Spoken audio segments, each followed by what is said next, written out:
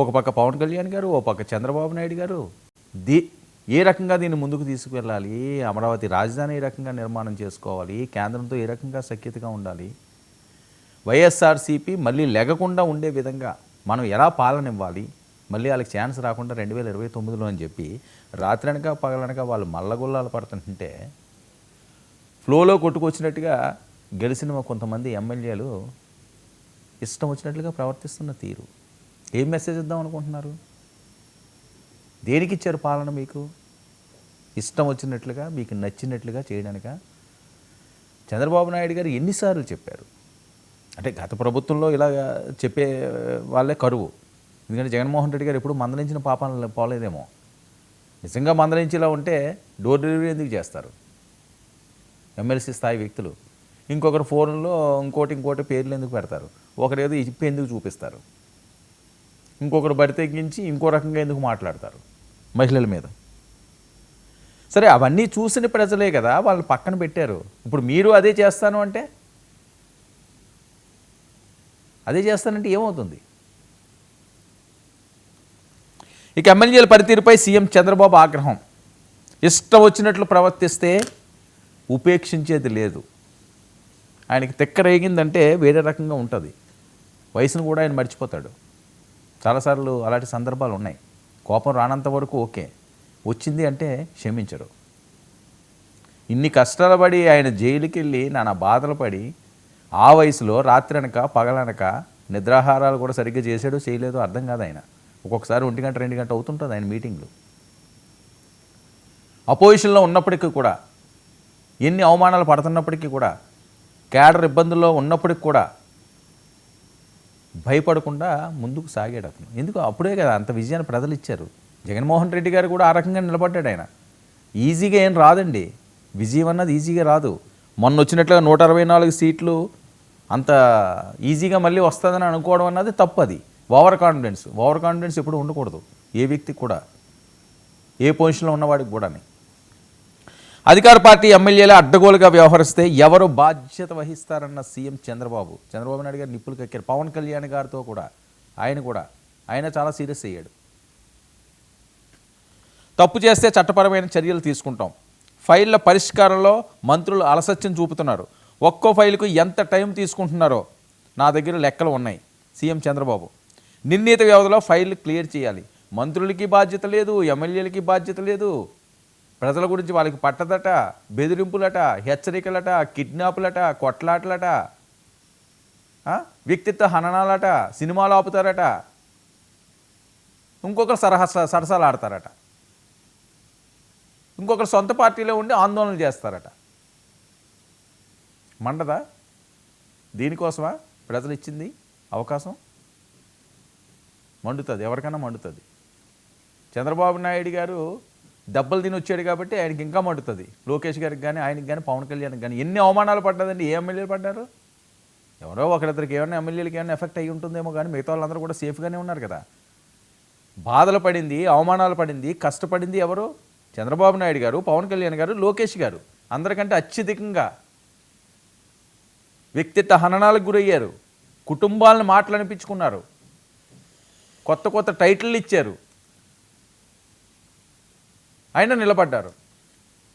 ఇక ఇప్పటికే పలుమార్లు ఎమ్మెల్యేలకి చంద్రబాబు క్లాస్ ఇచ్చినా మార్పు రావట్లేదు. ప్రజలకు అందుబాటులో ఉండాలని సూచనలు. పద్ధతి మార్చుకోకపోతే వచ్చే ఎన్నికల్లో టిక్కెట్ ఇవ్వనని వార్నింగ్. ఇంక మీ రాజకీయ జీవితాలకి చరమగీతం పడిపోయిందని. అయినా పద్ధతి మార్చుకొని ఎమ్మెల్యేలకు ఫుల్ క్లాసు.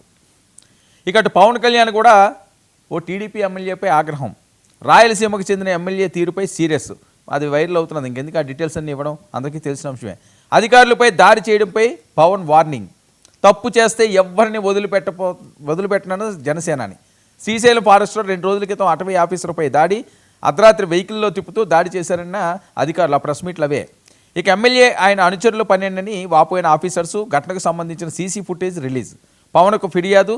సీరియస్ అయిన సేనాని. విధి నిర్వహణలో ఉన్న ఫారెస్ట్ సిబ్బందిపై దాడిపై నివేదిక ఇవ్వాలని అధికారులను ఆయన ఆదేశించాడు. బాధితులు ఎవరైతే ఉన్నారో వాళ్ళకి సరైన వైద్య సదుపాయాలు అందించాలి. వాటికి మళ్ళీ ఇలాంటి ఇబ్బందులు రాకుండా ఉండేటట్టు చూడాలన్నాను.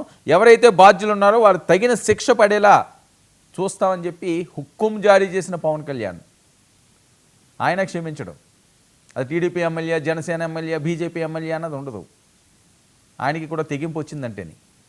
ఇక చట్టాలను ఉల్లంఘించి క్రిమినల్ చర్యలకు పాల్పడితే సహించబోం. పీఎం సీఎం అయినా అరెస్ట్ అయిన 31 రోజుల్లో పదవి కోల్పోతుందని కేంద్రం తీసుకురాబోతున్న చట్టంపై భయం లేదా అని వార్నింగ్. ఇంకా పద్ధతి మార్చుకోకపోతే కఠిన చర్యలు ఉంటాయంటున్న పవన్ కళ్యాణ్. సీఎం కానీ పీఎం కానీ ఎవరైనా సరే తప్పు చేసి జైలుకి 31 రోజులు కానీ ఉంటే వాళ్ళ పదవి ఆటోమేటిక్గా ఊడిపోద్ది. క్వాలిఫై ఎవరు ఇంకా పొలిటికల్ క్వాలిఫికేషన్ పోయినట్టే, ఇన్ని సంవత్సరాలని నాశనం అయిపోయినట్టే. సరే ఆవుంతలా ఉంచితే ఎమ్మెల్యేలు ఏంటండి కిడ్నాపులు చేయడం ఏంటి? ఆ జూనియర్ ఎన్టీఆర్ అంశం అదంతా కూడా చంద్రబాబు నాయుడు గారు తలనొప్పి, ఆయన తలకి పట్టింది ఇబ్బంది అంతాని. లోకేష్ గారిది ఆయనకే ఇబ్బంది, ఆయన పేరు పెట్టి మరీ అంటాడు. ఒకరేమో సినిమాలు ఆడించిన అంటారు ఒక ఎమ్మెల్యే, ఇంకొక ఎమ్మెల్యే ఇందాక నేను చెప్పినట్లుగా సరసాలు ఆడతారు, ఇంకొకరు కిడ్నాపులు చేస్తారు. ఏంటిది? ఏం మెసేజ్ ఇస్తున్నారు? దీనికోసం అవి పాలన ఇచ్చింది? పోలవరం ఏం చేయాలి, రాజధాని ఏం చేయాలి, రాష్ట్ర అభివృద్ధి ఏం చేయాలి, ప్రజలకు మీరు ఇస్తానన్న సూపర్ 6 ఏం చేయాలి, దాని మీద కూడా మీరు మాట్లాడాల్సింది, దాని మీద కూడా మీరు సర్వీస్ చేయవలసింది, దాని మీద కదా నియోజకవర్గాల్లో ప్రజల సమస్యలు తెలుసుకుని మీరు ముందుకు సాగాల్సింది. ఎమ్మెల్యే పదవి అంటే అదేదో లైఫ్ లాంగ్ ఇచ్చే ఉద్యోగం ఏం కాదు. పీక్ అవతలు పడేస్తారు 5 సంవత్సరాల్లో. వైసీపీలో కూడా అలాగే అనుకున్నారు, 151 సీట్లు వస్తే ఇంక మనకి తిరుగులేదు, మనం తోపులమి, మనం తురుములమి, వైనాట్ 175, మన్నెవడరా ఆపేది, మన్నెవడరా అడ్డుకునేది అనేది. ఏమైంది కట్ చేస్తే? అక్కడే కాదు ఇక్కడ కూడా అదే జరుగుతుంది తేడా వస్తేనే. అందుకనే పవన్ కళ్యాణ్ గారు, చంద్రబాబు నాయుడు గారు సీరియస్ వార్నింగ్ ఇచ్చారు. వార్నింగ్లు కాదు, ఈసారి ఎవడు తప్పు చేస్తే అని తీసి పక్కన పెట్టండి, ప్రజలు మిమ్మల్ని గుండెల్లో హత్తుకుంటారు. వార్నింగ్లతోటి మారే పరిస్థితులు కనిపించట్లేదు. మంత్రులు అలాగే చేసి, ఎమ్మెల్యేలు అలాగే చేసి కూటమి పరువును రోడ్డును పెడుతున్నారు కొంతమంది. ఇది వాళ్ళ ఆగ్రహం. ఇది వైసీపీకి అడ్వాంటేజ్గా మారుతున్న పరిస్థితి. ఇక మరో అంశానికి వస్తే, ఆంధ్రప్రదేశ్లో జరుగుతున్న పరిస్థితులు. బోమనా వర్సెస్ టీటీడీ చైర్మన్ గారు మాటలు యుద్ధం, లైన్ క్రాస్ అయిపోతుంది అని. మరోవైపు జనసేనను బలోపేతం చేసే దిశగా పవన్ కళ్యాణ్ గారు ఈ నెల 30న విశాఖలో కీలకమైన సమావేశం. ఓ పక్క వార్నింగ్లు ఇస్తున్నారు, మరో పక్క సమావేశాలు చేస్తున్నారు. ఇక జగన్ కొత్త ప్లాన్ ఆచరణలో పెట్టబోతున్నారు.